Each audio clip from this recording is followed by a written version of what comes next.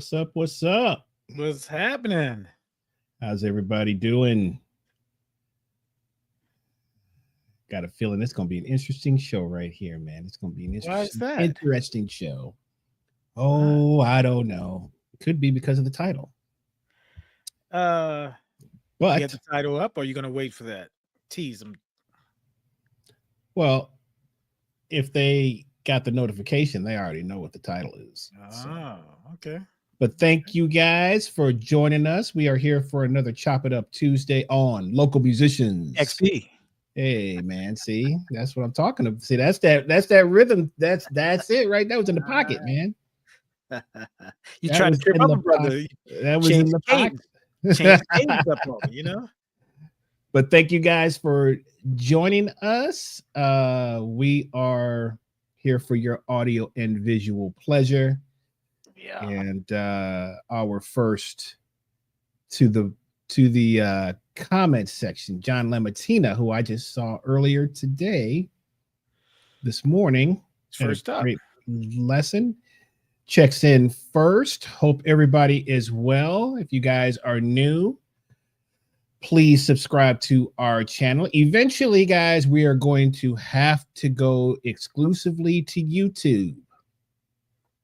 And that's for many different reasons, but mostly for trying to really build the channel. Right now, we've been so spread out. I've been doing some research and talking to some different people, and it's going to be better for us to go on YouTube. So I know some of you guys are not YouTube literate, but you just get the app, you press it, you got your little sign in, whatever, and Go through Google and do it. Go through you Google. can, You have a Google yeah, account. Get to whatever. YouTube. But we need to really kick it into another gear here, and But we'll tell people about the launch date for that, right? When it comes up. yeah, absolutely. Okay. But it's going to be soon, so wow. no more. Yeah, we're going to drop the Facebook and all that. So, but that's you got probably another couple of weeks, so we'll let you guys know. But subscribe to the channel on YouTube, and they will and then you can set your notification bell, and you will know when we go live. But I know some people, man, they really want to get to.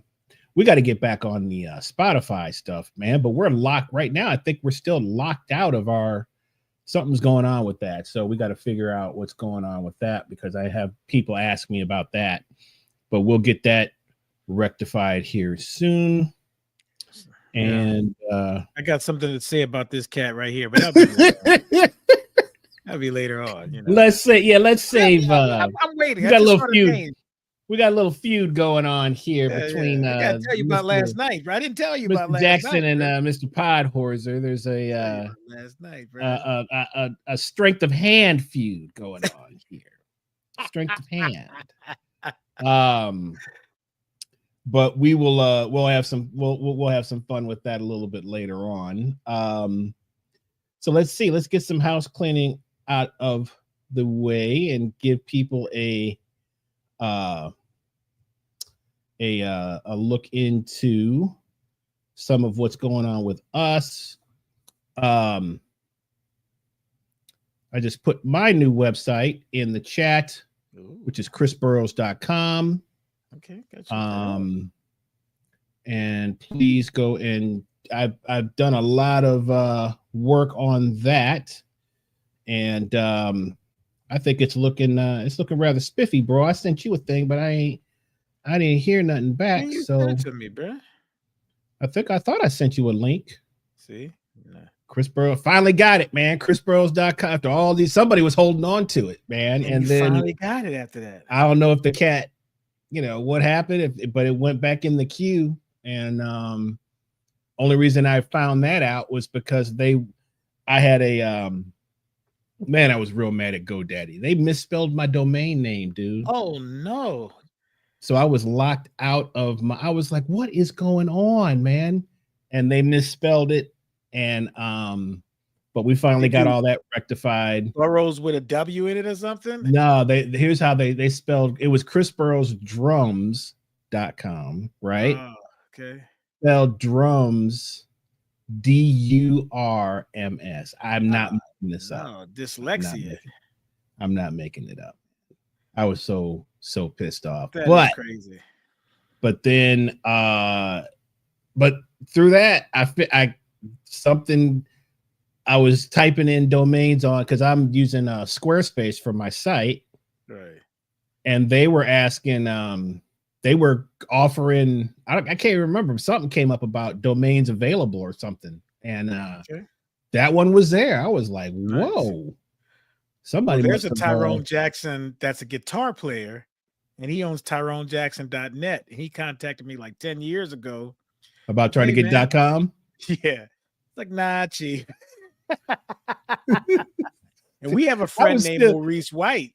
Maurice White has MauriceWhite.com, and the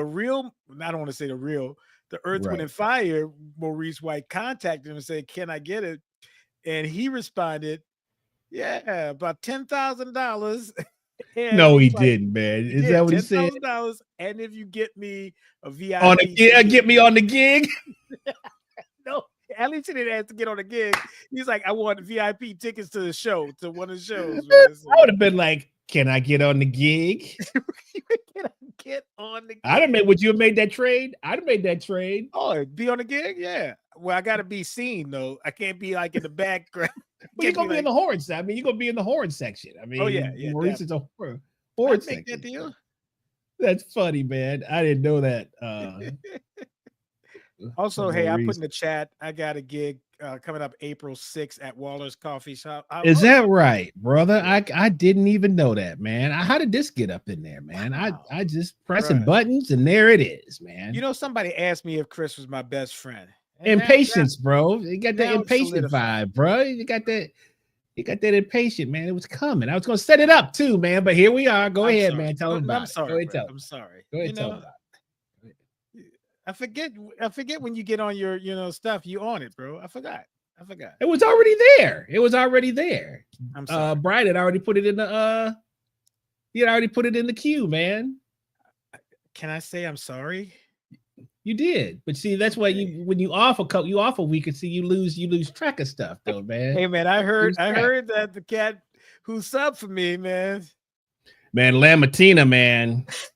I think Lamatina's still talking. My dude he is like, I heard he is a machine. Job. He is a machine. Somebody gave me an offer I couldn't refuse, man. Man, JL will give you the whole scoop, nothing but the scoop, and more. So, but that's my man. But tell us about the gig, man, before we get into the show. Oh yeah, so the gig is, my group of, I say youngsters because they're younger than me. So yeah, but I'm enjoying working with those cats, and they keep me going too, energy wise. So it's very rare to find people who want to rehearse, learn new material, kind of form certain things. And I'm really happy that these cats, with their busy schedule, that they want to do stuff with me. Sometimes I don't know why, but I think I know what it is. So it is also a way of me to pass on the legacy of the music. But anyway, we're going to have the gig at Waller's Coffee House shop with the Unity Jazz Foundation. They're presenting it. Okay. If you don't, Stan Bryant. Through Stan. Yeah. So, hey, get your tickets. I think it's 80 to 100 capacity. And we need y'all to get the tickets to make sure you don't come in at the last minute and not able to get in. I can get you a cup of coffee if you want to sit outside and try to listen, but it's not going to be like being inside. So it's going to be a great show. I'll do a couple of my originals and we do some other things, and just looking for a great time. So, everybody should really try to attend, Trying to do something, man. I mean, try to do something. I mean, it's an opportunity, isn't it, for us to really present your bands and your whatever vision you have as a band leader. You know, that's few and far between. And I don't think that the general public get a chance to really witness that. I mean, whether like Gary Motley has a new album out, and I checked it out, and his wife Veronica wrote some of the songs on it. You got to keep going. Yeah, man. Absolutely. That's what.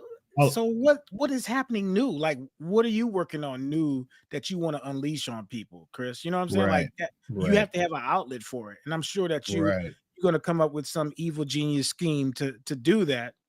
But you know, what is an artist without an outlet? You know, to do anything. Right.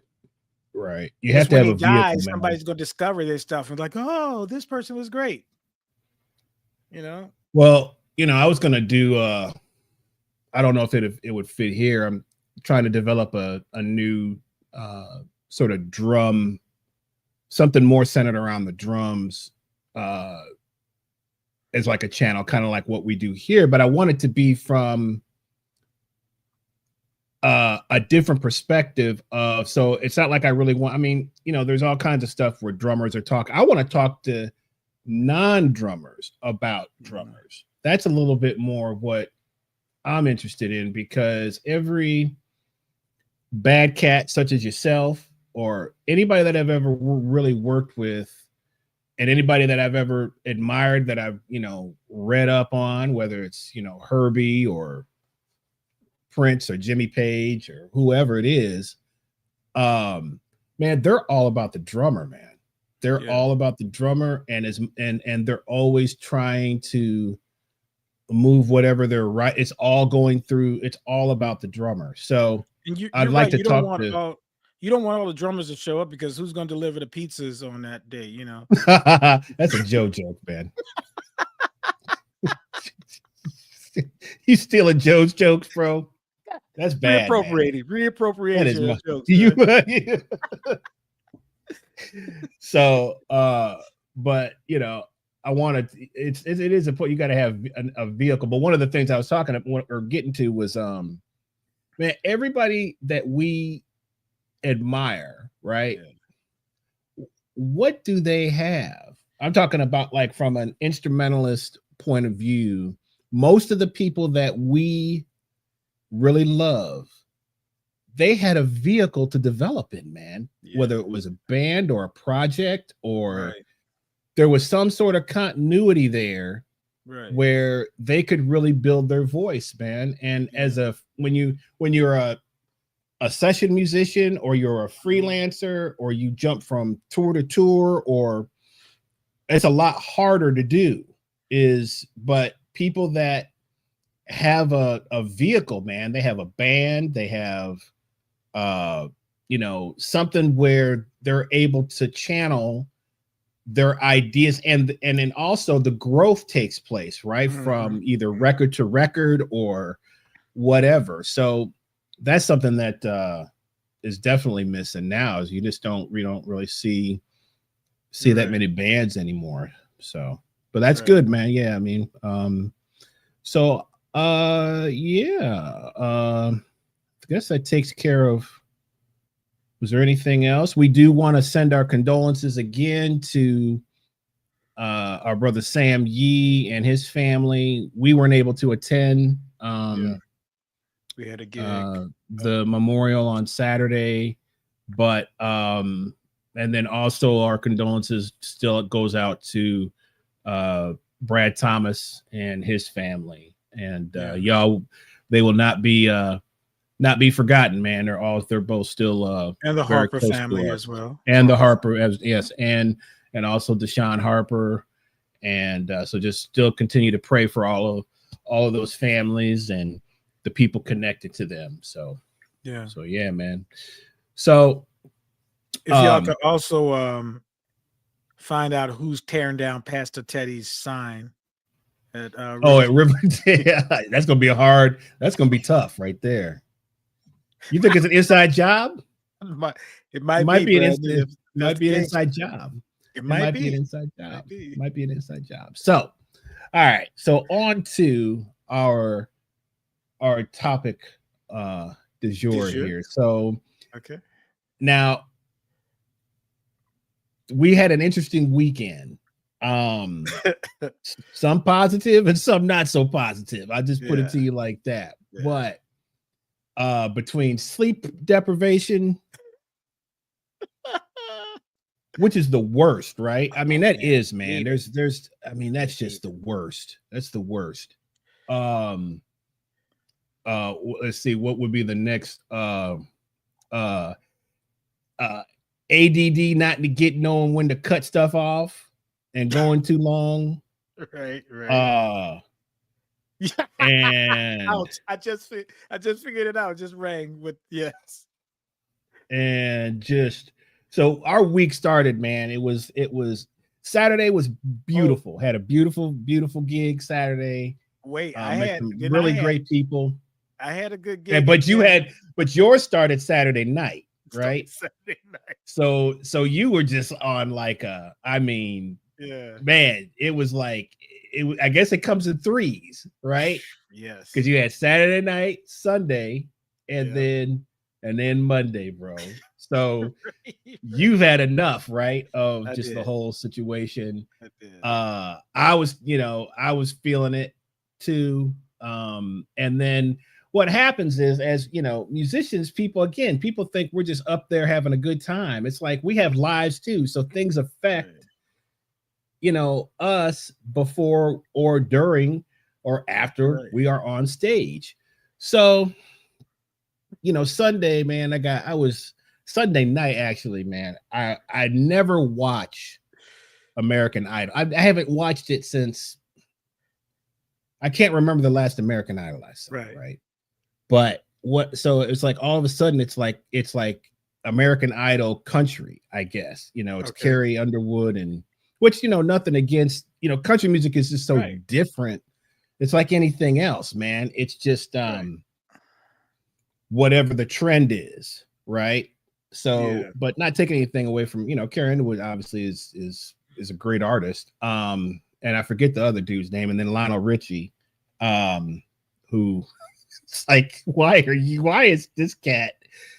Why is he on here? Like, it's just weird, man.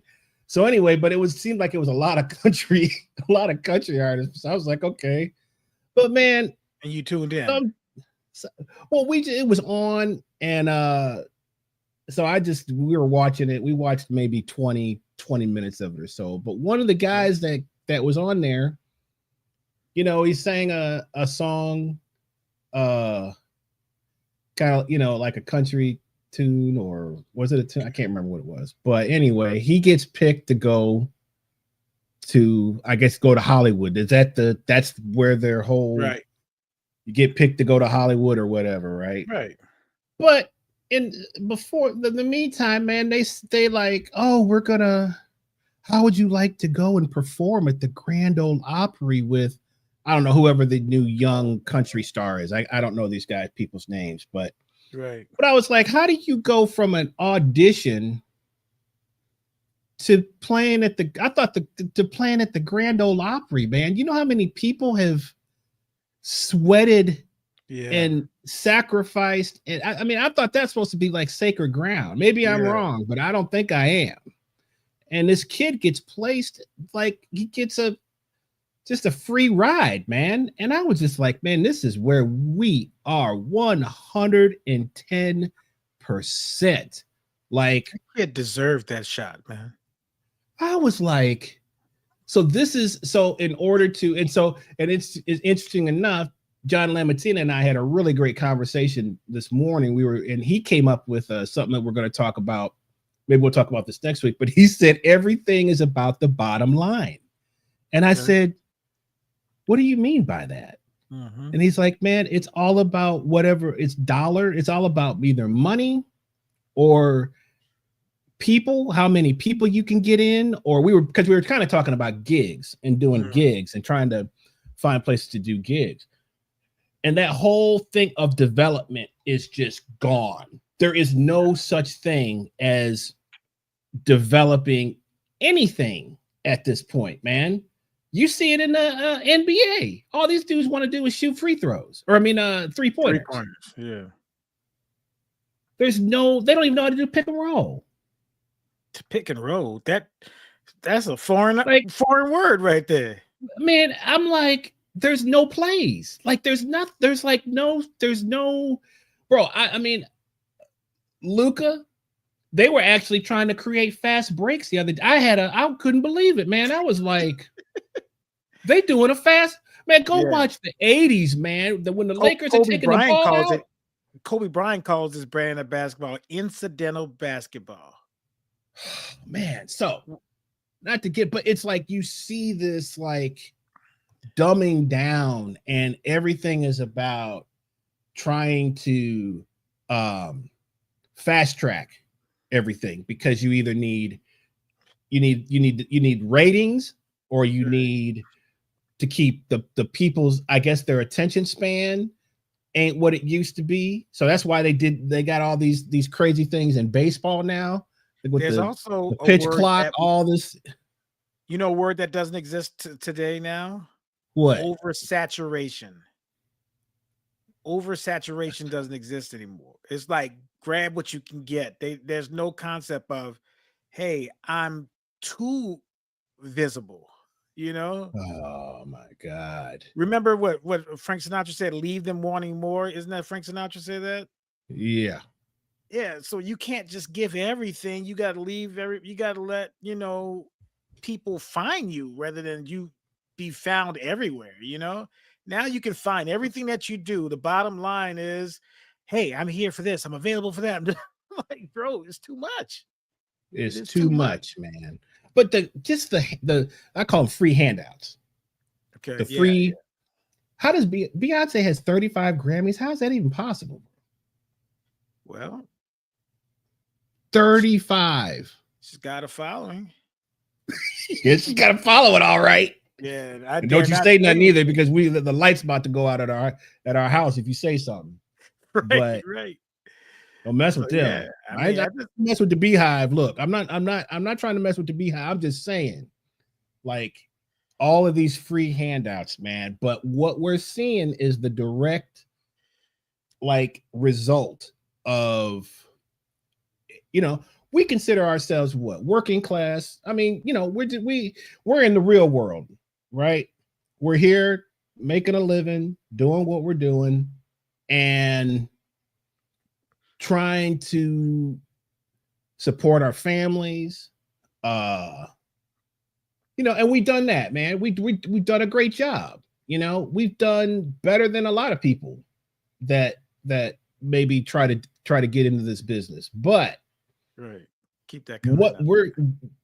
So we got a comment. Okay, so let's see.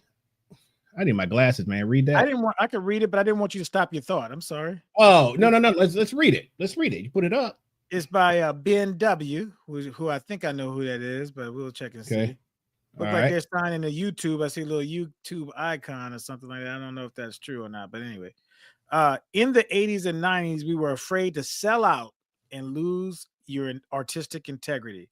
Now everyone is a content creator. Yeah. That's the only way to survive. How many food critics we have now? I never knew that we had so many food critics out there, Man, food critic is the new hustle, isn't it? The new hustle. Man, these guys, you gotta go try this mac and cheese. And I'm like, I heard they got 3 different type of cheeses in here. Some of these cats have a good hustle, man, but everybody, content. I mean, social media has. We'll deal with that. I want to hear the sucking part. It's just like the practice rooms you used to walk past and everybody sounded good. Well, okay, so let's get to our topic since you brought up the word. Yeah, there's no reason to suck, in my opinion. Yeah, there's too much information out here.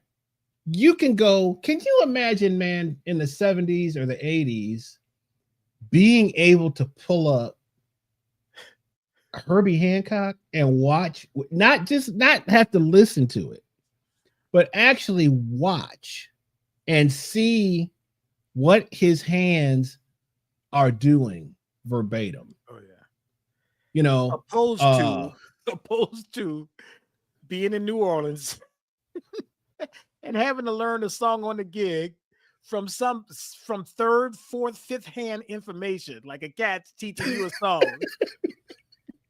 You go hear the real song. He's like, that's the worst. But man, I was checking out one of my favorite drummers, Greg Hutchinson. You know, he's a crazy fool on the drums, just incredible player. But he was just doing a little post, man. He was watching Tony Williams.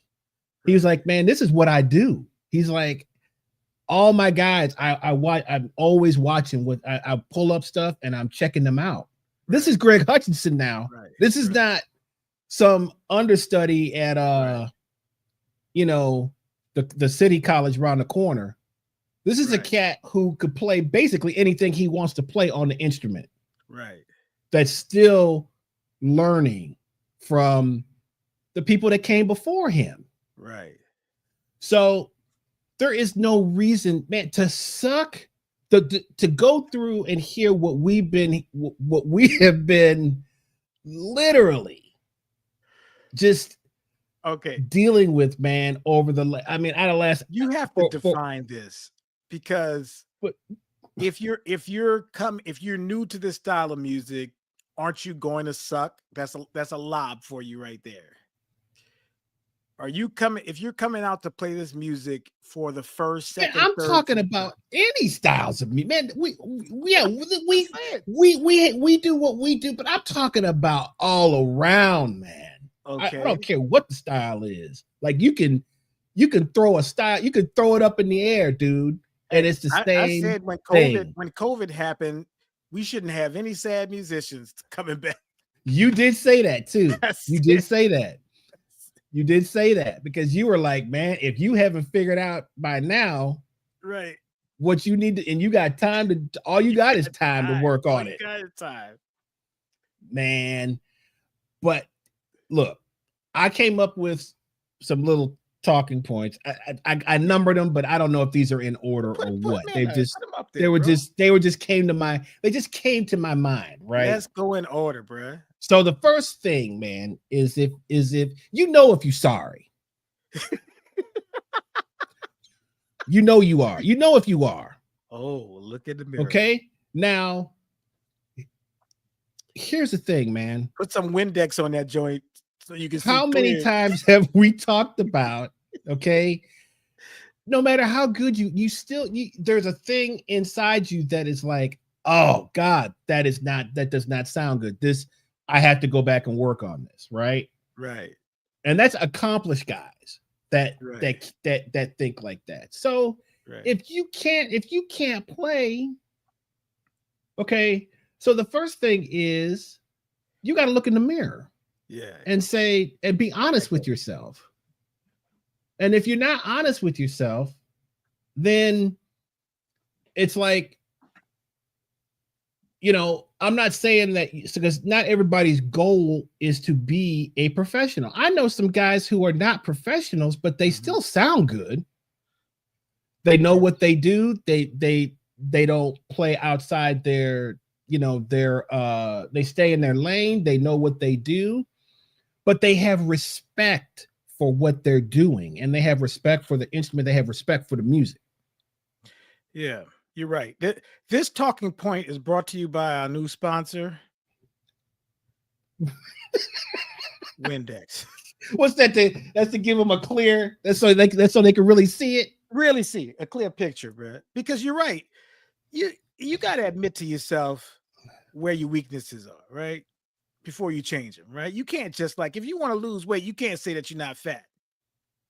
You know, you gotta say, man, I'm fat. I got to do something. Man, I'm portly. Right. What was the cat that you remember the dude that somebody was asking, remember this is a long time ago. I don't even know if you remember this incident, man. But some cat was asking about you, and they said yeah, the heavy set brother. You was the rotund. Remember that? Wow. And the cat was big. The cat was way bigger than you. You was like, You rotund, bro. You rotund. Man, that junk was so funny, man. I don't know if you remember that. Like rotund. I can't even remember rotund. the cat is. It was just a fat Albert rotund. You are rotund. Anyway. I'm fat, bro, but rotund, all right. bro.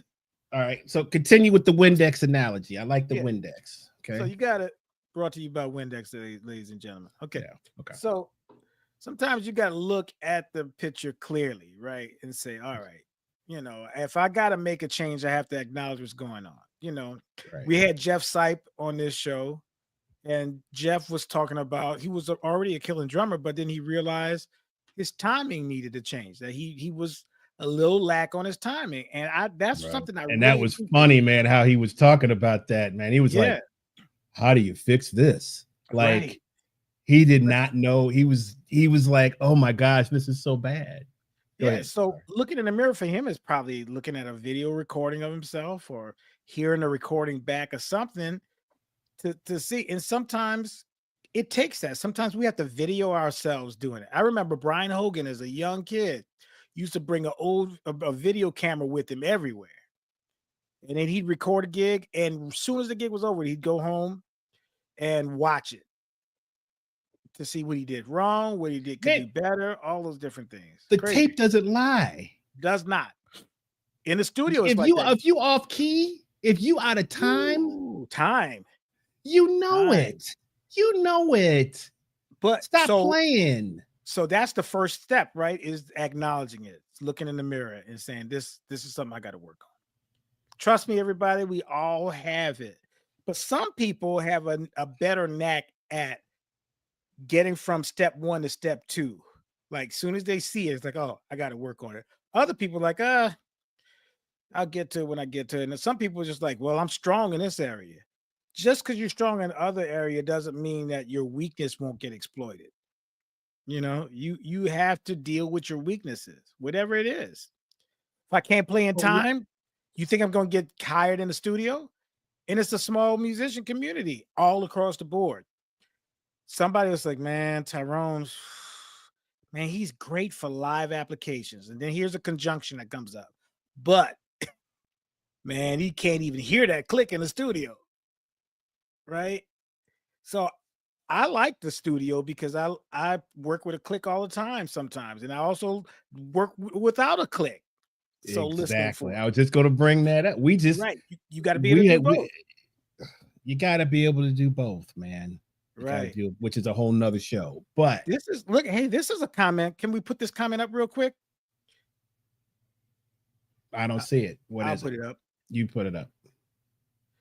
La Martina says, man, I just saw a recording of me at Napoleon's last night. Lots of work to do. Now, La Martina, yes, we all do. This is what I got to say about you, La Martina. Dude, you are an inspiration, bro. Absolutely. 100%. You are a consummate professional teacher. And then you're taking lessons. You're putting yourself out there every Monday. Then you just said, I watched a video last night. I got to work on some things. Chris just said it before. I think we even started the broadcast off. Me and Falgu, our producer, was talking about how he sounded great. I thought he sounded great last night. He's like, I got a lot of work to do. So that is the first step, looking in the mirror. Very, very good, Lambertina. So, but that's what we got to do, look in the mirror. All right. So here's the next one, man. Woo, bro, this is a good one right here. Because this one, I feel like, is really the impetus of a lot of where we are right now, is these false compliments, bro. And if that's all you're looking for, okay, well, then you're not really trying to get better. So don't expect the really good players to give you a compliment if you're not really trying to get better. Or if it's easy to see who's putting the work in and who's not putting the work in, man.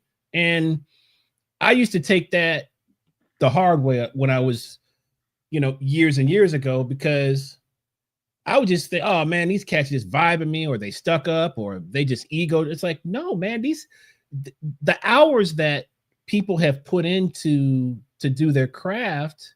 I'm not saying they need a bozo button for it, but I'm just saying, like, you remember the bozo button, bro? Yes. See, that brought you back. Mm-hmm. But man, that's called respect. Like, I just sent you a video of one of my main idols, Ignacio Baroa, master Cuban jazz drummer, right? Yeah. That junk is crazy. Ridiculous. It's crazy, man. Ridiculous and effortless at the same time. And it's not a chops. It's the that language that he's speaking. Oh yeah, yeah. You can forget, man. There's how many cats in that could do that, literally, that have that mix of, that sound, man. Right. I always call him Mr. Baroa, man. Even though man, call me Ignacio, Chris. No, man, because I have so much respect for who you are and what you do, right. And and plus, and the respect that he showed me when he saw that I was a serious student of what he was teaching. He gave me the biggest compliment that I ever have gotten. But I gotta ask you a question. I gotta ask you a question, because you said be careful of false compliments. Why would a person not just give you a compliment, or not, if you didn't sound good or you didn't do it? Why would they give you? I'm confused. Why would somebody give you a false compliment? What would they have to gain or lose? That's it. Ooh, okay. Ooh, that's a. You really want to go there? I mean, I think our listeners want to know, why would somebody give you a false compliment? I think it goes back to Lamatina's statement about bottom line. If so? What do they have to gain by giving you these false compliments?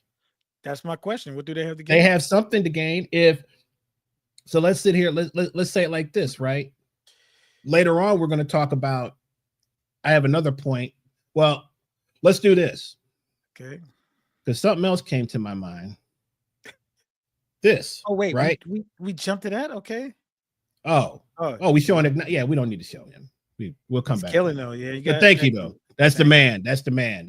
No. I mean, that's my heart right there. So. But this is kind of intertwined with the false compliment thing, because open mic culture, right? It's not jam session culture anymore, man. It's not. It's karaoke culture. Let's call it what it is, right? Yeah. It's open mic. It's everybody gets a chance. Everybody gets karaoke. Applause. You can't boo a person, right? I mean, you go to karaoke joints and everybody they'll throw you out of the establishment if you boo somebody. Really? Okay. Oh yeah. I went to one with a couple of friends, people from the band, and we were all musicians. And listening, I was like, "Oh, that's awful." I was gonna say this wasn't a black karaoke. They wasn't allowed to boo somebody. I'm gonna get that stereotype out you. It was some black people that sound it's horrible, bro. Bad rhythm and everything. So let me get that stereotype out of you. No, what I'm saying is if there was no booing, it wasn't an all black spot. Probably not, but okay, no, it was not an all black spot. Right, that's my point. But that you couldn't really boo the people because it's karaoke. Everybody's just coming in to have fun. Okay, fine. Well, okay, if that's the case, cool. But that's not how all of some of the things that we've been involved in are not set up like that. Oh, okay. You know what I'm saying? Yeah. So kids are coachable. Tom, you just gotta. Tom Gross chiming in. Kids are gross. Tom Gross chiming in. Well, and I know what he's talking about what we've been talking about, the sports stuff. Right, exactly. And the young musicians too, probably. But so you have this, this thing, right? And so just like you said, what do you have somebody have to get? Well, if you're running an open mic, you want somebody to come back, right? Isn't that what your whole goal is? Yeah. So then of course you're going to get compliments because they want you to come back. So it's that bottom line. That's absolutely works hand in hand, in my opinion. And I'm not saying all cats that run well, what about cats? What are cats who are about not doing? Hey man, you sound good. The cats who are not running the session or whatever. What if just a regular cat's like, hey man, sound good, man. Yeah. Well, there's always people that just want to be nice, right? I just submit that it's easier than telling the truth.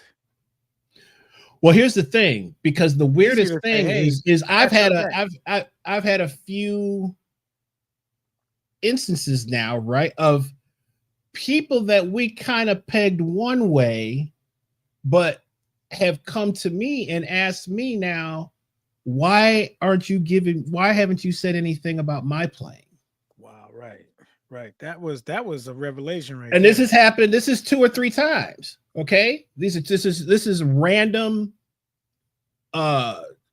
Chris, can I talk to you for a second? Sure. You never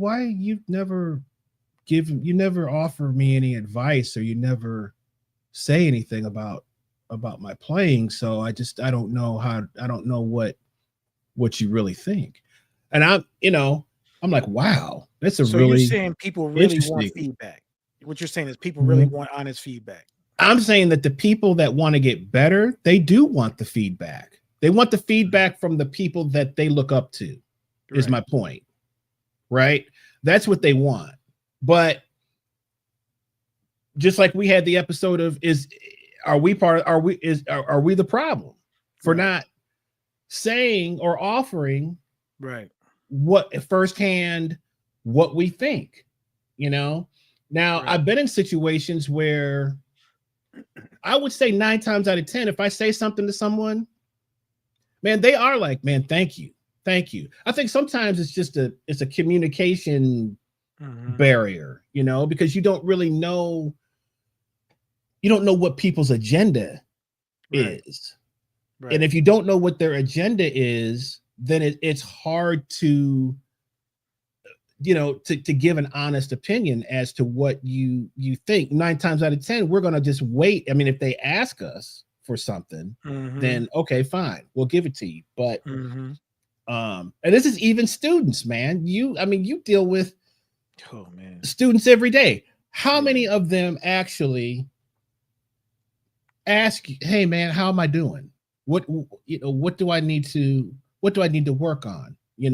Because that's the old guard. That's what we used to do at will. I remember wearing this cat out about, man, what I need to work on, man. He got he was like, man, just keep doing what you're doing and stop asking. You know what you need to do, because I was in that mode. But how often do you really get a sincere, man, how am I doing? What do I need to work on? What, how did this sound? How often do you really get that?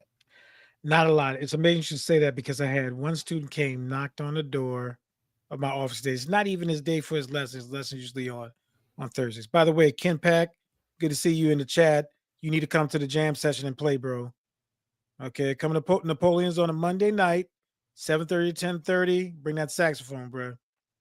Don't feel it out first. Come bring your saxophone. Just telling you that. Okay, so I had a student knock on the door, not even his regular day, and says, "Hey, I learned this lick. Tell me what's going on with it. I like it, whatever." So we both looked at it together. Now this cat comes in, and every time I demonstrate something for him, he whips out his camera and records it. Oh Lord! No, it's good. He's the only one of my students that's doing it. Oh, so he's doing that okay. All right. Yeah, as soon as I start playing, he's like, yeah, I'm going to get it down. The other cats, I begged them to record it, audio, video, whatever, which goes to our narrative, right? What's our narrative? There's no excuse for you to suck. Like, did we have the technology back in the day, Chris? Like, we had to go to a gig with our eyes and all our senses working and our retention working. And then once you finish those gigs that were inspiring, that you heard, not participated in, but that you heard and saw, you run to the crib and start working out what's going on. Right. we didn't have the evidence in our phone, and then we could put it in the cloud so we could have more storage for our phone to record. And But then we could, maybe yeah, convenience is part of the problem. right. I remember when the great Ellis Marcellus told me, he said, Jackson, you don't have like a TAC recorder? I'm like, no. He's like, you can slow that junk down, right? He's like, we didn't have that back in the day. And I said, really? He's like, no. He's like, you need to get one. Till you can start hearing this stuff. Right. He's like, slow it down. It's going to be in a different key, but you need to learn it in every key anyway. I was like, dang, okay. I never bought one because it was expensive, but I should have saved for it. Right.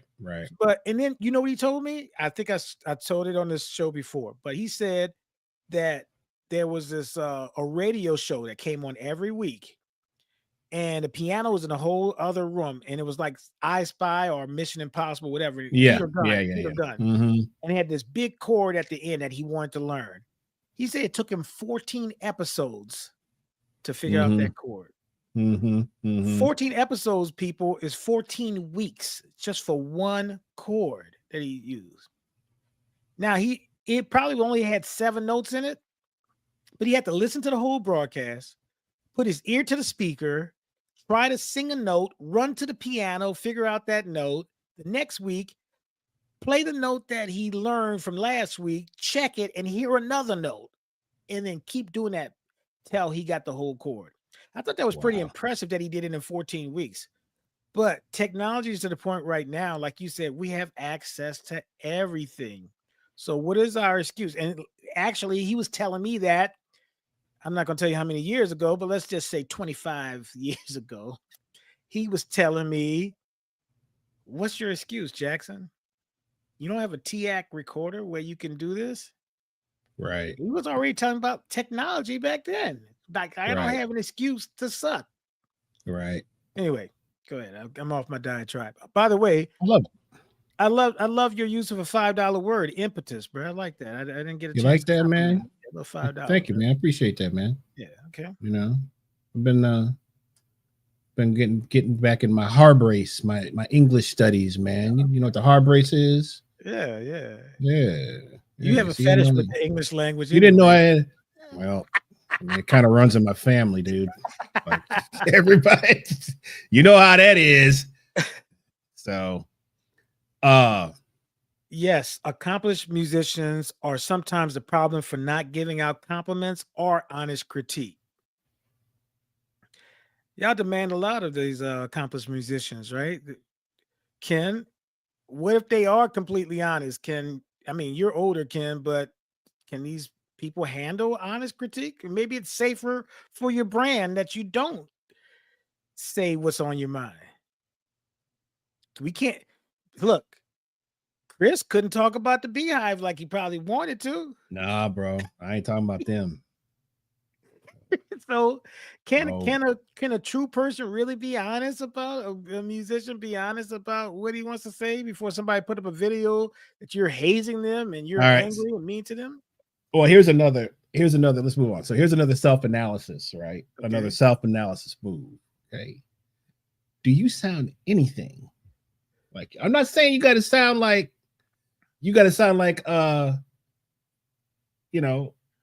George Duke and Herbie, and I got to sound like Vinny and Dennis Chambers, but do you sound anything like that? Any, and I'm just saying anything.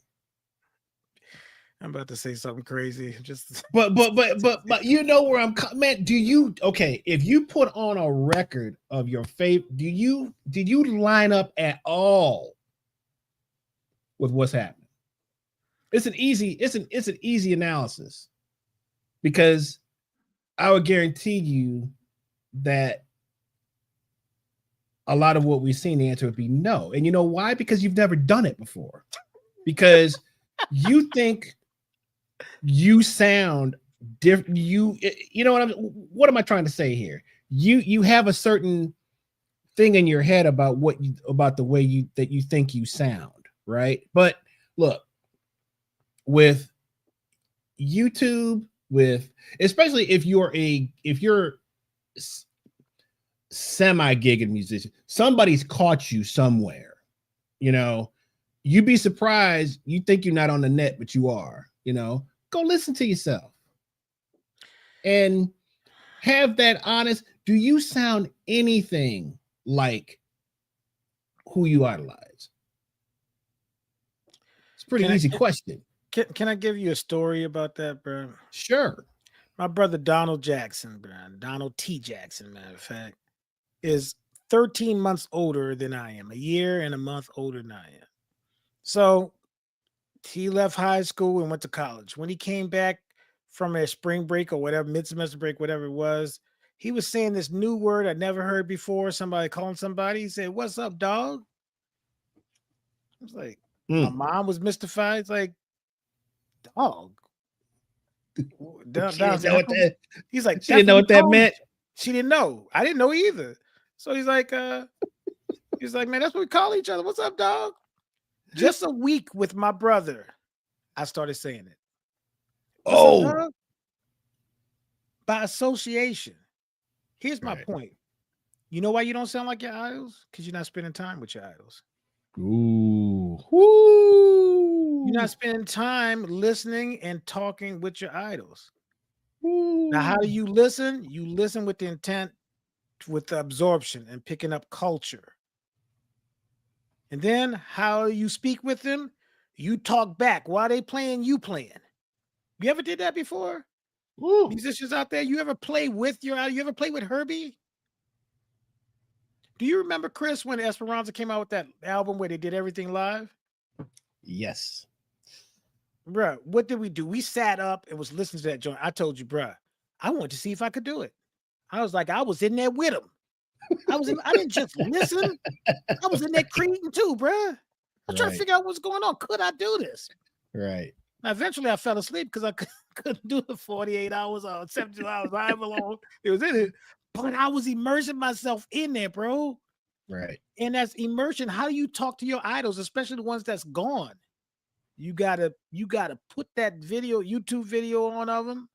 You gotta immerse yourself in that recording and pretend like you in there with them. That's how you're gonna sound, just like the absorption from my brother. I'm around my brother for a week and I'm picking up the new language that he's saying and stuff that he's doing. Right. It's the only way. Well, you're a product of your environment. Yeah. Oh, that's a whole nother show right there. That's right. But you're a product of brother. You're a product of your environment. You are a product of your environment. That's right. If you sucky, you might be playing. If you're playing with sorry cats, you're gonna be sorry. That's just it happened in pool. You play down to your competition. It happens in chess. You play down to your competition. If you know you can beat somebody in chess, you're gonna make all kind of mistakes. Now extrapolate that over a couple of months. When you go to play a good player, you making mistakes you never made before. Tell me if I'm lying. No, anybody who plays chess, bowls, sports, anything. You play down to your competition. How many times have you seen that? You've seen that in teams. You see the number one team play a team. Look what happened to my team last year playing NIU. Right. They got no business on the field with them. Right. But what happens? You play down. One time. You play you got to be a self-motivating mother chugger to not fall into those traps, because it's human nature. Right. Man, you got some gig coming up. You're like, man, somebody send you the music, right? Oh, wow. It's right. How many times this happened, right? I've been with my pants down before, bro. Send you the music. You like, man, this man. You look at it 5 minutes, man. I could do that. Now, right. And it's you didn't even look at the whole thing. You might have just looked at like a couple of things, right? You're like, man, I ain't waste my whatever. Now, hopefully there's a rehearsal beforehand, because if you don't get that rehearsal beforehand and you end up just going to the gig and get caught, oh my Lord. But go ahead. Getting caught, but at least, okay, so you go to the rehearsal, all of a sudden you're like, ooh, I didn't look at that one. Your hands start getting hot. It's like, oh no. Man, Did you send me this? How many times you said? Where was this? It's in the Dropbox. Did you send me this? I didn't see this one. Yeah, what? Can we skip this one? Oh no, we gotta do this one. It's the title track of the CD. Oh man, I checked, man. I didn't get it, man. I checked that out, man, but I didn't get a chance to really go over it, man. I have it by sound check, man. I have it by sound, It's happened to all. It's happened to all of us. It's happened to all of us, Everybody else enjoying themselves, bro. I mean, I got a story about that. I got a story. I got a story. Alana Knopfler, man. I told you this story, right? Yeah. When I got caught. Because a big part of this is 20 years ago, but big part of it because my reading wasn't up to par. Right. So everything was charts, right? Right. And that stuff was not easy, dude. I got caught in that rehearsal.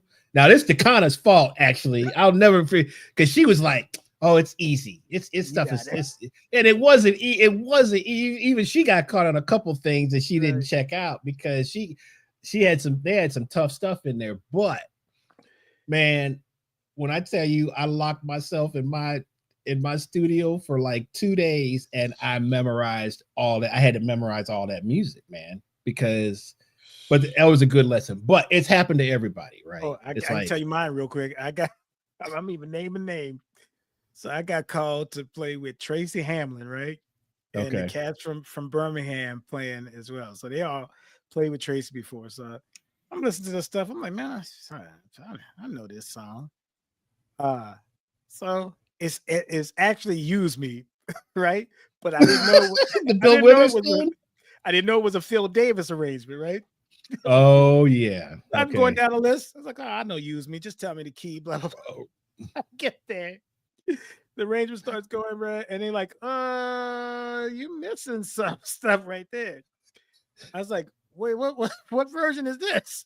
The version we sent you?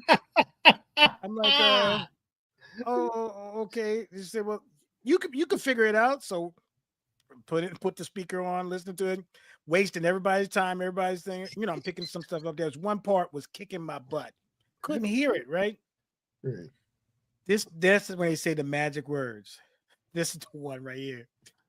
Hey man, if that's part giving you problem, I can call up Phil Davis right now. I got his phone number. I was like, no, we are not. You do. No. Go ahead, tell me what it is. I said, Man, I put my ear to that speaker so close, bro. I said, never again when they gonna catch me with my pants down on this one, bro. I was like, no. You gonna call another piano player that I consider my contemporary to help me? Nah, Chief. Oh, I was like, So wrap this point up, right? That's an easy one though, man. Do you sound anything like these people? But here's a comment. All right. YouTube, this is by Robert Boone Jr.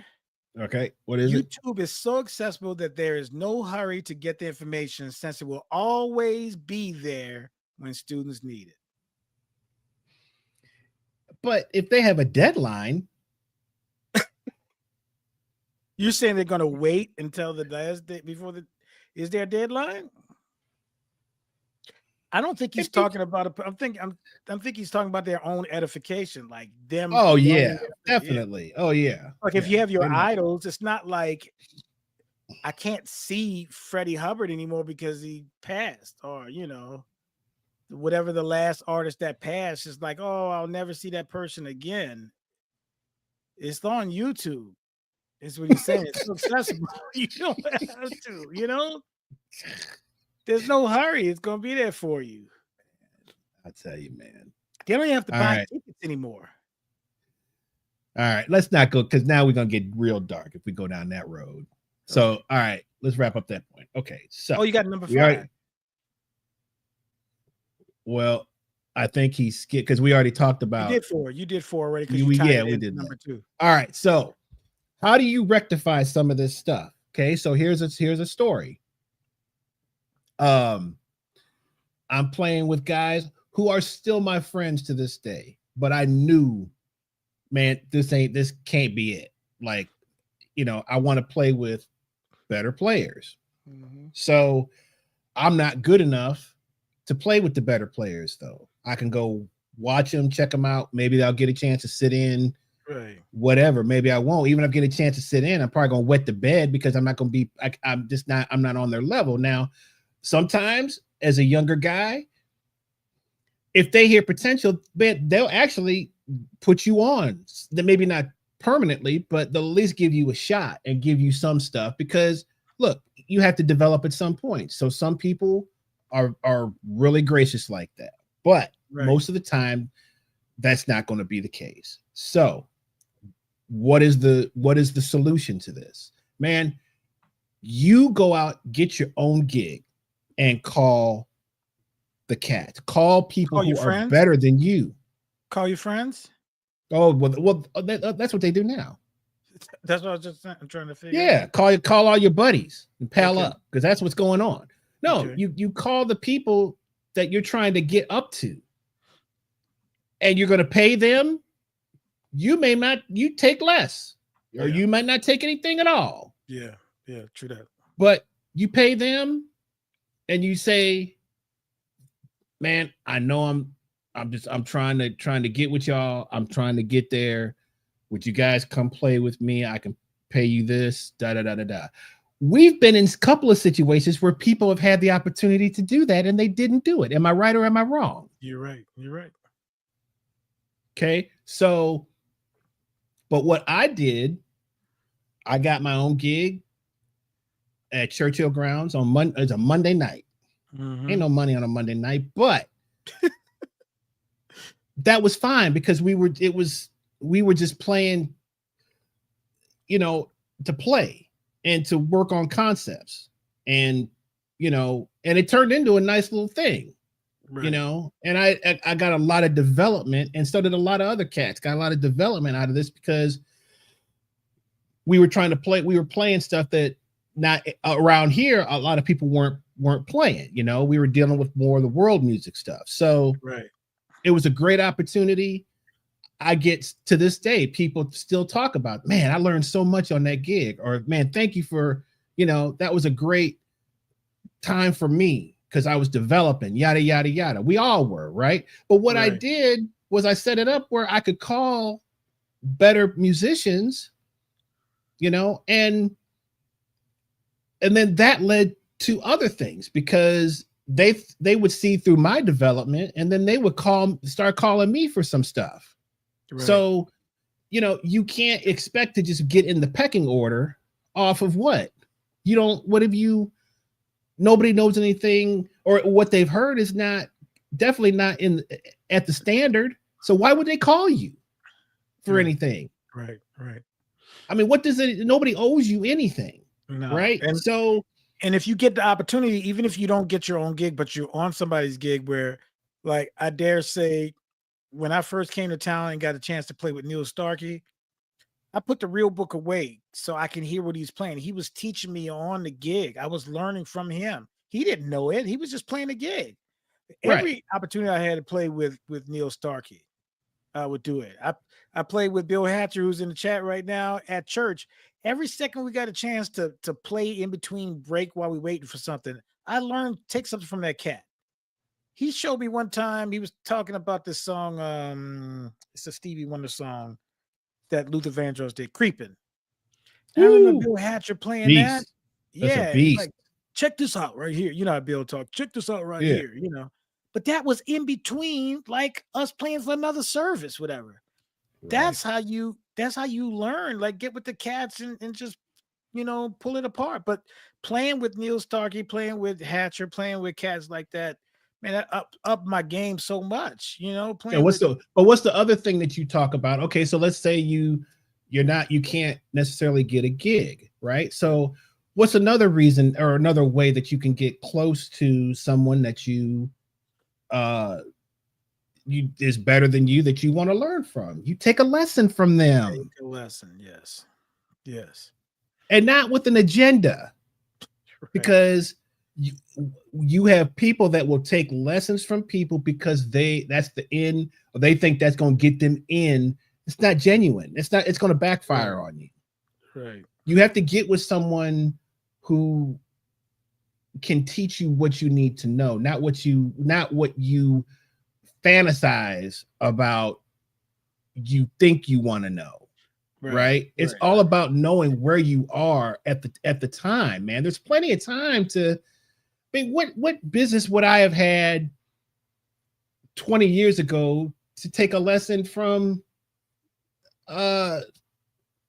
name a whoever, some famous jazz drummer. Like, I don't even know my ass from a, you know what I'm saying? Like, I need to get with somebody who can show me point A to point B.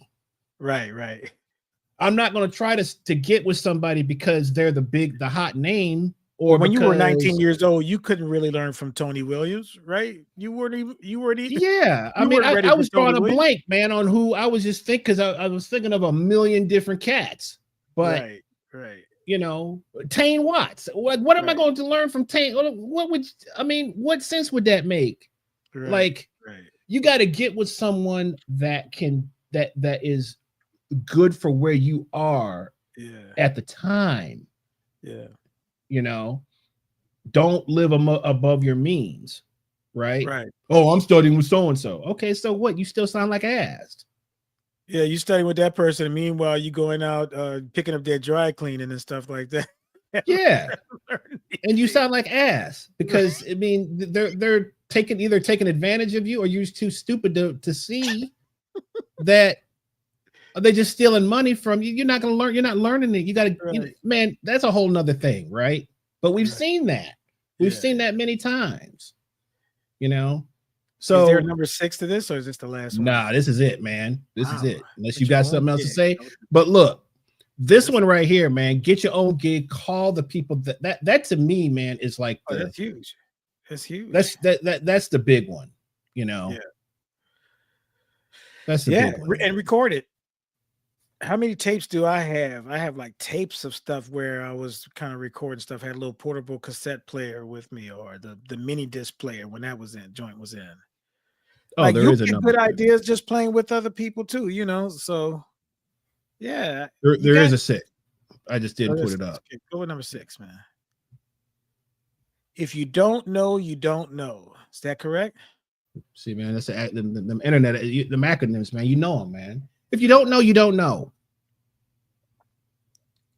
Oh, here's a this is a perfect comment or question. All right. That is leading to if you don't know, you don't know. Would you say, is Bill Pritchard, would you say it's better to get a lesson with someone who plays your instrument or another instrument? That's a really good question. That's a great question. Yeah, that's a great question. Well, I think it depends on what you're trying to learn. You know, I've had a few non-drummers come and take drum lessons recently. Okay. And what's that value in that?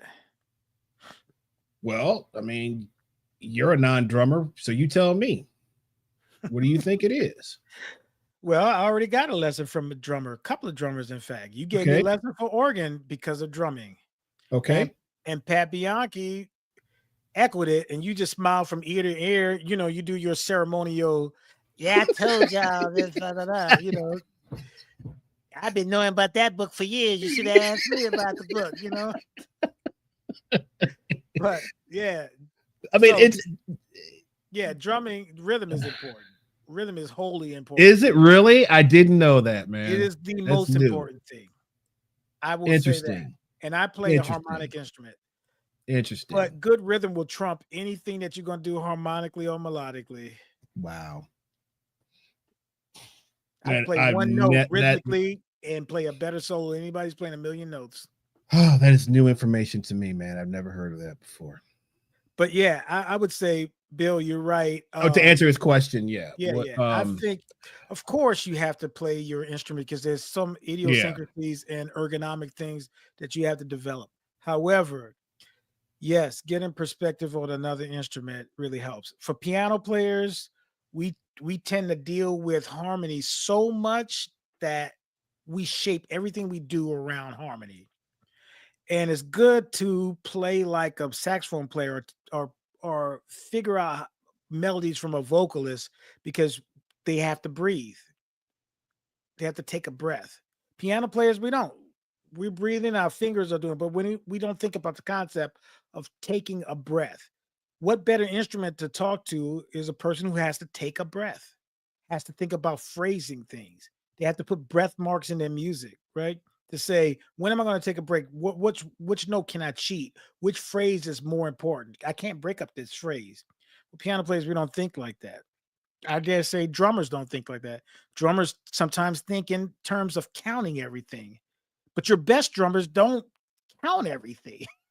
Your best drummers play the melodic phrase, play the melody, and they know where the melody is. I dare say some of the best soloing drummers deal with melody or the form, not counting specifically. So yeah, getting lessons. I got lessons to improve my sight reading of rhythms from Justin Varnes. I was already at Georgia State. I said, hey, I'm gonna take advantage of this. I said, hey man, I'm a good reader, but I want to be a better reader at reading rhythms. And here's the thing. My ear was good too. So once I heard the rhythm, I was like, oh, that's what it is. But I Yeah, wanted to be right. spot on with reading it in real time, you know? So he hit me to the spacing of notes. Not to go into a diatribe about it, but I didn't know that music was engraved so you can clearly see beats 1 and 3, so you can Mhm. predict it. I didn't know that. And when this drummer told me that, it opened up my eyes. It's like, if I get lost, I always know where 1 and 3 is because I can see it on the page. And I was like, nobody on the piano world told me that. You know what I'm saying? Because piano players don't have to sight read that much if you play the solitary kind of thing. If you're playing classical music, you can suck at sight reading Right. because you just go in your lab and work it out, you know? So I want to sort of, I guess I never really answered. I think that the answer, it depends on what you're trying to get. I think as Tyrone said, it's definitely, you know, instrumental that you get someone on your own instrument, especially if you're dealing with like fundamental issues and just learning how to play the instrument. I think after you get a grasp of that, it is cool to go get a lesson from a keyboard, from a piano player, go get a lesson from a drummer, go get, you know, different, because then you're getting different perspectives of different things, right? Yeah. Yeah. So Get a lesson from that a would be vocalist. Sing something. mhm, right. Bill, And you know what? Interesting. I'm gonna talk to you about something that we're gonna have in the works with local musicians, Bill. I would love for you to attend to it. Bill, real quickly, and I know we gotta roll, but Bill is a person that came out of playing classical tuba, has a degree in it, oh and decided to go back to school and learn how to play jazz upright bass. wow, that's Was one deep. of the best students I ever had in my life. In any of my That's classes deep. that he came through, killing That's student, deep. man, because he already knows what he wanted. He knew wholly what he wanted, but this cat was so giving, you know, of his time to other students. In having him in the class was like having a second teacher, because I'd make him say, "Hey, Bill, tell him what you had to do to get to where you are. Tell him how you approach this," you know. So it was really Mhm. cool. So, Bill, I'm gonna talk to you about doing something where you're going to be playing. You get that critique that you need because you're already playing a lot of gigs and stuff. So I think Yeah. that there's something we'll talk about. I'll talk to you about. Is going to be great for you. So Right. Yeah, we're gonna well, we have one more comment that I wanted yeah, to look post at from Daryl Reeves. Daryl, I owe you a phone call, brother. Daryl. Don't we pump we this dude's we head missed up each with this, other. bro. We missed each other, man, and then tried to get back in touch. So but I was just teaching a James Brown lesson the other day. But he says that James Brown said every instrument is a rhythmic instrument, and that Yeah, is the damn truth, man. Which, you know, I'm so yeah. tired of talking about time and people's time, and I'm so tired of it. Bro, give us a quote about harmony or something too, bro. No, just don't. No, we don't need no harmony, bro. We talking about rhythm. Daryl's a great writer. Even you said that rhythm will. What'd you say? Say it again. It trumps. You said rhythm trumps everything, didn't you? I did say that. Good. I said good rhythm trumps everything. Some rhythm. Well, no, that trumps everything too. It does. Like, yeah, it will. A drummer will mess up the Man, band. no, dude, I tell you, man. I remember reading this article where this cat was talking about. He said this is like back in the like when Modern Drummer. Like this is probably like in the 90s or something, man. But this dude, man, you could tell that this cat had just had enough, man, of whatever was going on some of those gigs. And he said, man, if you really wanna test your time, he said, go play with people who have bad time. Oh, Lord have mercy.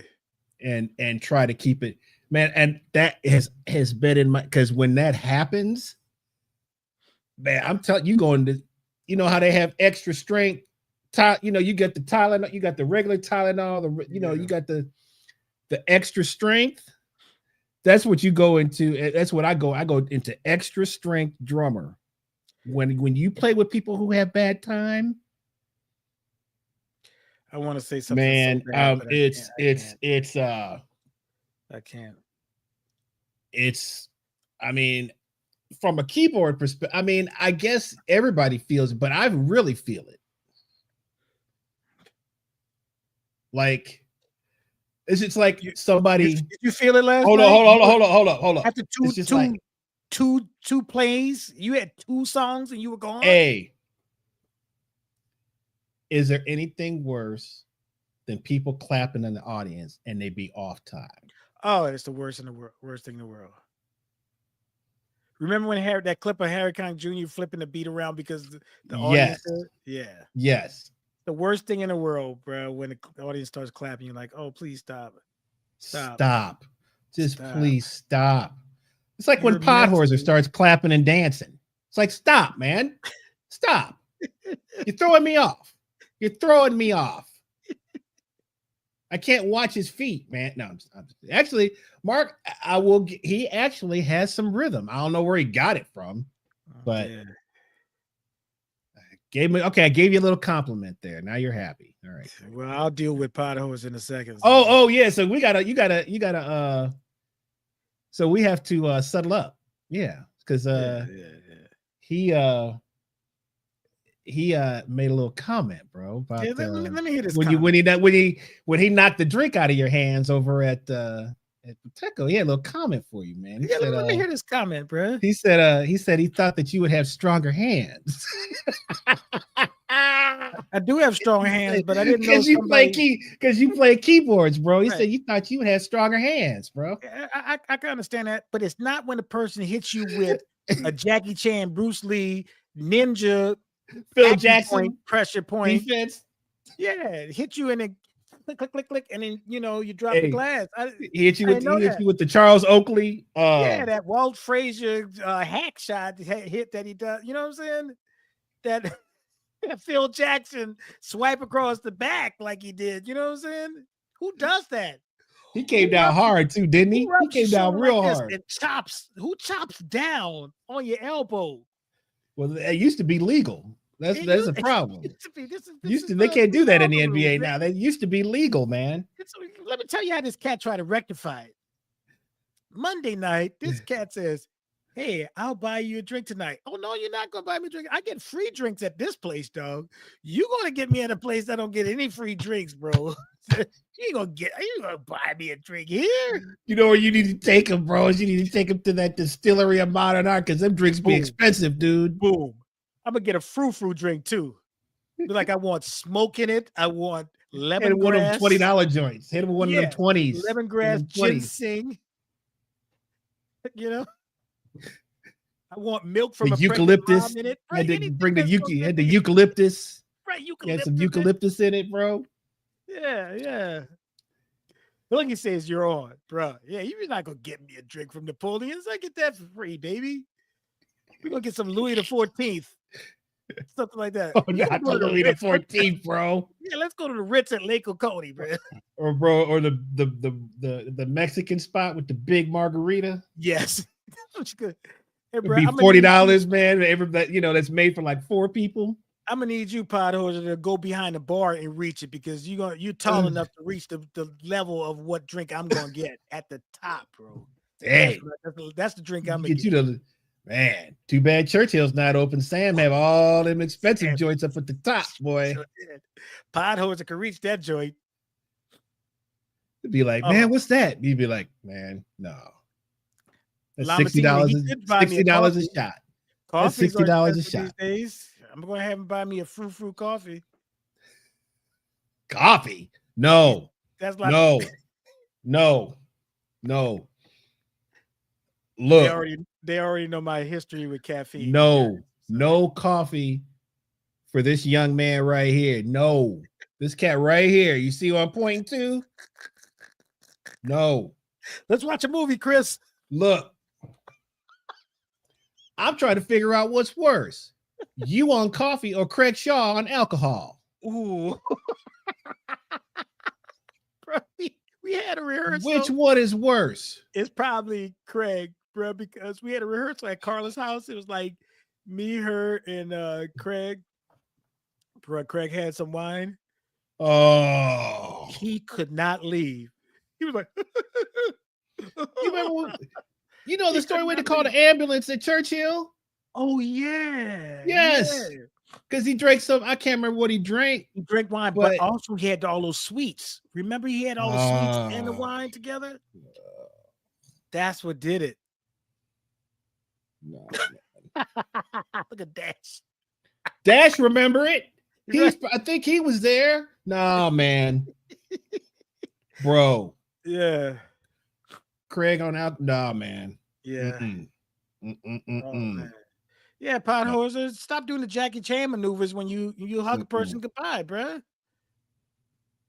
Who's prepared for chop? Chop suey. Right.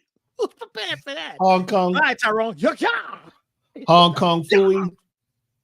The Hong Kong Fooey chop.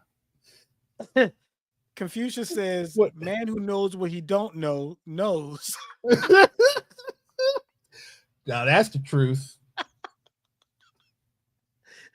Hey, Dash was there. He remembered the Craig Shaw episode. Man, nah, bro. Dash said he was there. Man, no. Oh my God. Dash, were you there when Sam Yee was trying to kick Craig Shaw out of Churchill? He was always the last to leave, bro. And when Craig went to the bathroom, Sam said on the microphone, Craig Shaw. Craig looked up. God, is that you? God, is that you? I remember that. Sam, man, he came running out that bathroom. But I gotta see y'all later. Gotta see y'all later. I remember that, man. Oh, man. Oh, man. Craig Shaw stories. That's an episode right there. Craig Shaw box stories. Yep. Remember 5 minutes with Craig? 5 minutes with Craig. The Twains. Hey, speaking of Hatcher, we got to get Hatcher on it, man. I did it with Hatcher, and I would love for him to talk about how he learned, and it'll be eye-opening. I don't want to spoil it, but we got to have him on. Well, let's get him on next week. Hatcher, do you have like a video camera, Brad? Hatcher he got one. He still records the 8. I know he got all that, man. He got all of it. Okay. I don't know. I mean, I'm assuming if he can see us, I'm sure he's got a laptop. Hatcher sold me my accordion that I have, man. $50. Wow. Now he wants it back because he says a lot of cats are buying the accordion. He's like, I'll buy it back for you for $50. I'm like, nah, bro. Nah, man. Oh yeah, go ahead, Dash. Like Dash got it on there. What? Oh, I'm sorry, I just pick it up. Go ahead. Oh, what?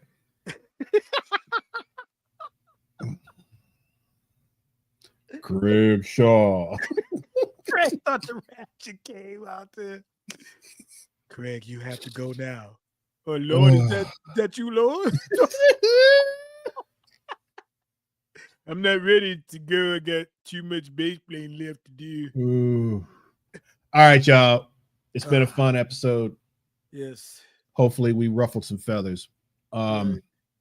We are going to do something in April. We just got to get the date. It's going to be a Sunday in April. Do a rhythm section.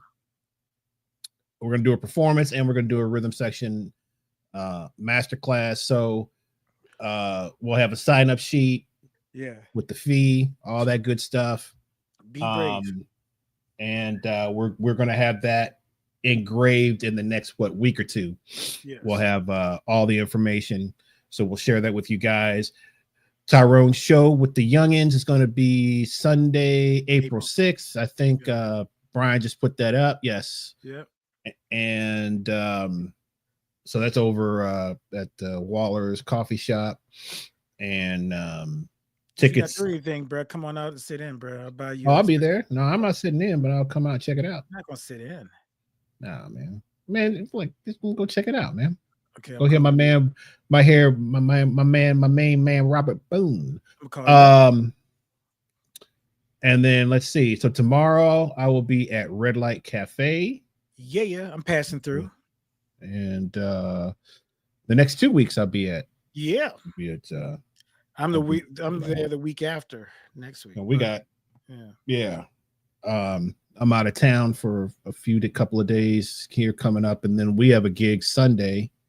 But it's a private gig though. It's a private gig, Sunday evening. Yeah. And then some cool stuff coming up in April. Got some dates with Pat Bianchi. And we do have a show in Greenville. What is that date, man? It's April 12th. 12th, yeah. Is that the 12th? So I'll put that up. Or would that be the 13th? It's a Sunday, right? Or maybe it's Saturday. It's Saturday. Saturday. Oh yeah. It's the 12th. Then 12th. That's the 12th. So in Greenville's what? A couple hours away. So 2.5. We're playing with Ronnie Elliott, who is Phenom kid. Is he 15 or 16? I think he just turned 16. This little phenom jazz guitarist wants us to play with him. So we're coming from doing a couple of dates in Virginia, and then we're going to hustle down here and play with him in Greenville. So I'll put all that information up. If somebody wants to make the trip up there, it'll be well worth it. I think my man here is coming up to hang out. So we'll have all that up. But other than that, you got anything else? No.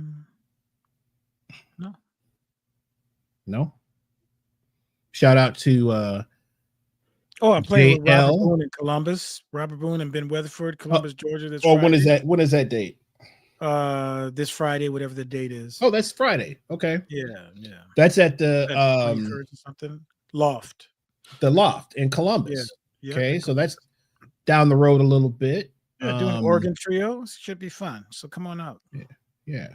So and there's something else. Oh, shout out to JL, John Lemington, for sitting in for you last week. Yeah. And did a great job. I think Falgout was at the opera or somewhere.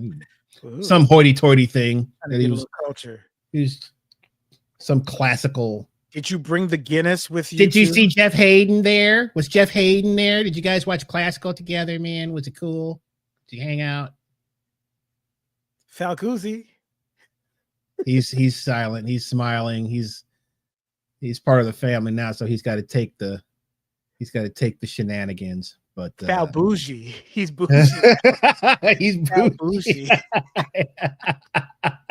He only goes to classical performances now. Wow. He no longer he doesn't partake in the clubs anymore, you know. Right. No, you can't do that anymore. Can't be symphony on he's a symphony. Yeah. He's a what would you call that? He's a symphonist. He's a symphonist. Yeah, symphonist. Yeah. Symphony file, file, whatever. He only attends symphonic endeavors. Right. Endeavors, huh? Yeah, So all right, guys. Been a blast. Yep. We got one more comment. Cannot true. Oh, Lamartina, are you saying he's a classic? Shout out to Lamartina. Shout out to Dash. He's a classic. Yes. Shout out to Bill Hatcher. Yes. Podhoser, we give you a hard time, but yeah. Shout out to Daryl Reeves. Chris owes you a phone call. I do. Shout out to Ken Pack. Woo! Bring your horn out. Bill Pritchard. Ooh. Nice to see you. Bob Boyce. All right. Who am I forgetting? Robert Boone. Tom Gross. Man. Ben Weatherford. Mike Veal comes with this other comment about, did you know UGA is in a dance? Who said Veal was? I didn't know Veal was in the chat. Yeah. Did you know UGA is in the dance? Huh? Basketball? They just got NIL money, bro. Okay. Keep going. Man. NIL money. That's everybody got NIL money. I hope so. Right everybody got NIL money. LSU, bro. What LSU been? You've been real quiet over there at Baton Rouge, bro. I was having a nice day, bro. Y'all been real quiet, bro. The Brian Kelly's. That's your guy.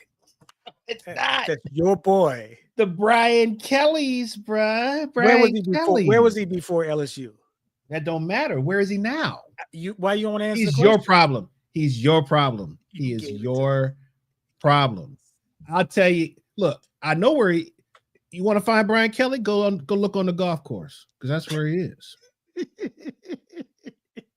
I guarantee you, he's gonna get all the NIL with all these people. Everybody else do. He's on the golf course, bro. Right. He's on the golf course. I'm telling you. Okay. He's on the golf course, but nah, man. If he don't deliver, the people in Louisiana gonna start to shiver. You're a poet now, bro? You're a poet? People in Louisiana gonna start this because they're getting them cold. They get that with that heroin that when they get the cold turkey. Y'all getting the cold turkey. Y'all got athletes coming off the trees, but he can't get them. You can take the cold off of it, and you have just a turkey, bro. You got guys running 4 threes and coming off the trees in Louisiana, but he can't get them. He can't get them because he don't want to recruit. He can't recruit, bro. He pay, but now he paying for everybody now, so y'all be all right. He paying. They just paying. They just. How many y'all got like 20 transfers coming in, man? I was like, God, ball down to straight coaching, homie. Straight coaching. 20 transfers. LSU got 20 trans. What? Where are we? Where are we right now? If you can't recruit to LSU, something's wrong. If you cannot, all you gotta do is just go into your backyard. It's like, yo, come on in. Come on, man. Brian Kelly's. If you can't find speed in Florida, something wrong. Hey, man. Brian Kelly is the ultimate politician, brother, and he got y'all. Go ahead and cough up that $12 million a year, whatever y'all paying him, because he's sure running to the bank with it. All right, we're gonna leave it right there. Thanks, guys. We will see you all next week.